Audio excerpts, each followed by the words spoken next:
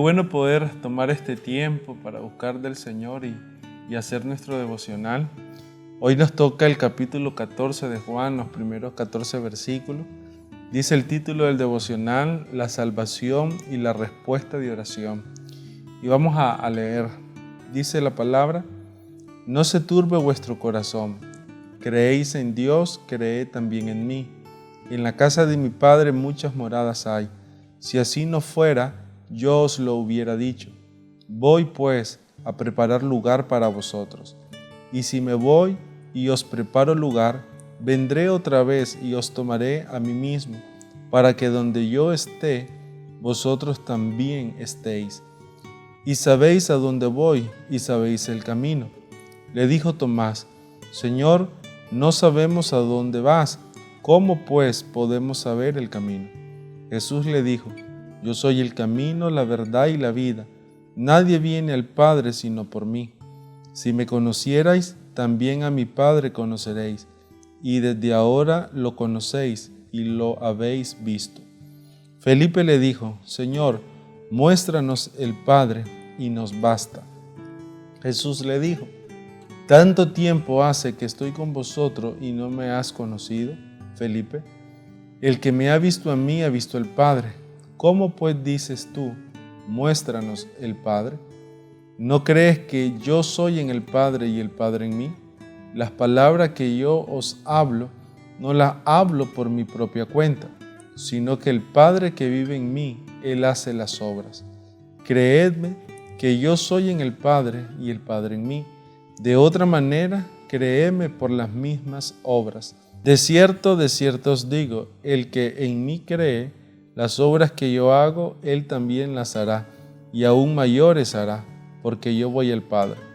Todo lo que pidáis al Padre en mi nombre lo haré, para que el Padre sea glorificado en el Hijo. Si algo pedís en mi nombre, yo lo haré. Qué poderosa esta palabra, porque cuando la leemos, podemos ver que era una situación muy difícil para sus discípulos. Jesús estaba anunciando su partida, Jesús le estaba diciendo, ha llegado la hora de irme.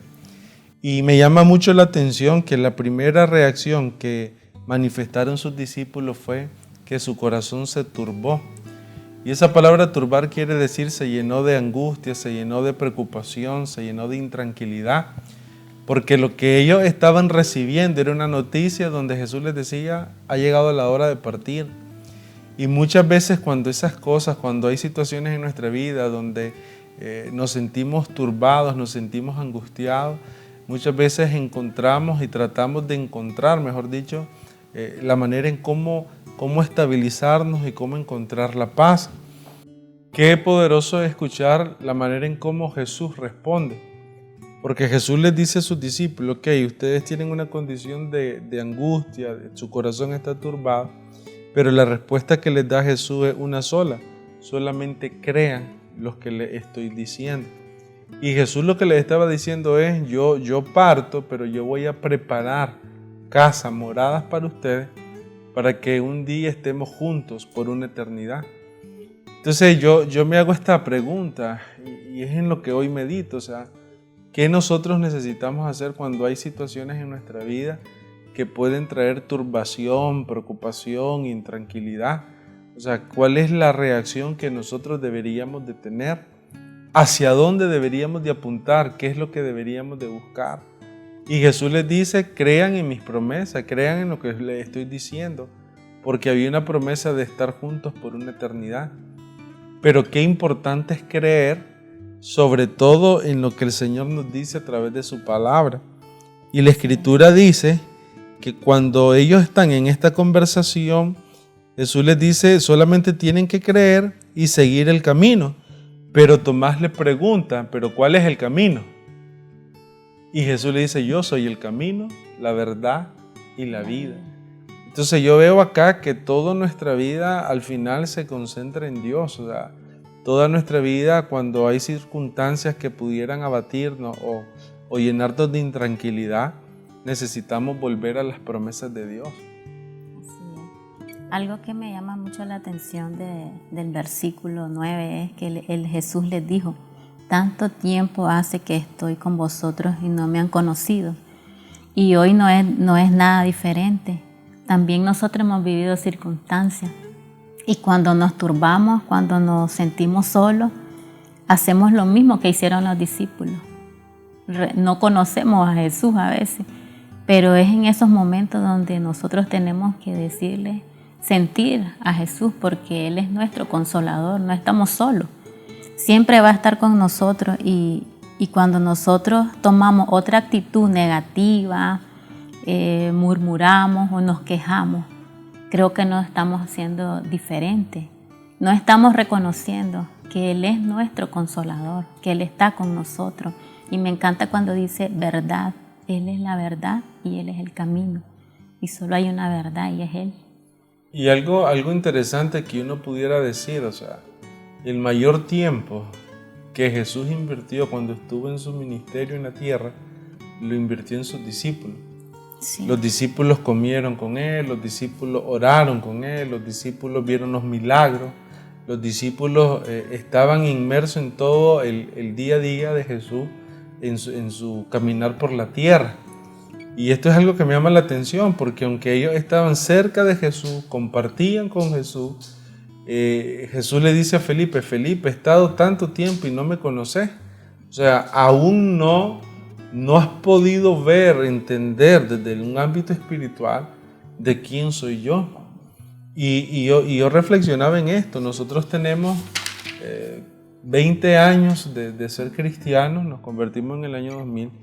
Y cuántas veces pues hemos estado inmersos en muchas cosas. Hoy servimos a Dios por su gracia. Hemos estado en las reuniones de la iglesia, hemos estado en círculos de amistad, hemos estado en diferentes actividades de la iglesia. Pero qué peligroso es que, aunque hayamos estado en muchas actividades, no conocer a Jesús. Sí. Y Jesús les da un elemento importante, porque Jesús les dice, si ustedes me conocen a mí, van a conocer al Padre. Jesús en su esencia, en su forma, en su carácter, era la revelación del Padre. Muchos de nosotros pudiéramos estar inmersos en muchas actividades de la iglesia, aún venir cada domingo a las reuniones dominicales, pero no necesariamente conocer a Jesús. Y tal vez el modelo de mejor expresión, que expresa mejor la relación de nosotros con Dios, es la misma relación que Jesús tenía con el Padre. La Biblia dice que Jesús y el Padre eran uno. En el versículo 10 dice Jesús, la palabra que yo hablo, no la hablo por mi propia cuenta, sino que el Padre que vive en mí, Él hace las obras. Es decir, había una comunión de Jesús con el Padre, de tal manera que Jesús podía reconocer que todo lo que Él hablaba, todo lo que Él hacía, era básicamente la manifestación del Padre unido a Él. Y después Jesús da una promesa donde Él dice que si nosotros tenemos esa misma comunión, si nosotros creemos, aún las obras que Él hizo, nosotros haríamos mayores. Entonces yo miro aquí un beneficio extraordinario de lo que es la comunión. O sea, el anhelo más importante de nosotros debería ser tener comunión con el Padre, tener comunión con el Hijo, tener comunión con el Espíritu Santo. La Biblia dice que somos un espíritu con Él. Pero qué poderoso es saber que cuando está esa comunión, no una religión, no solamente un activismo, sino una comunión íntima, cuando el Padre está en nosotros, el Hijo está en nosotros vamos a poder hacer cosas que en lo natural no podemos, pero que en el poder de Dios sí podemos hacerlo. Entonces creo que la manera en que Jesús resuelve un asunto de angustia, un asunto de turbación del corazón por la incertidumbre del mañana, los discípulos debieron haber dicho, no sé qué va a pasar mañana, ya no va a estar el maestro. Seguramente surgieron muchas preguntas, pero en medio de esas muchas preguntas, creo que Jesús les da la fórmula, les dice, crean en mí, entren en el camino que soy yo y mantengan una relación tan profunda que me conozcan. Entonces creo que cuando hacemos el devocional estamos conociendo a Jesús, cuando tomamos tiempo para orar estamos conociendo a Jesús y eso es lo que trae estabilidad a nuestras vidas. No, y muchas personas van a conocer a Jesús por medio de todos nosotros. La iglesia es relevante en este tiempo, porque de esa manera el testimonio de nosotros, lo que nosotros hagamos es determinante para otros. Es una manera de que conozcan a Jesús.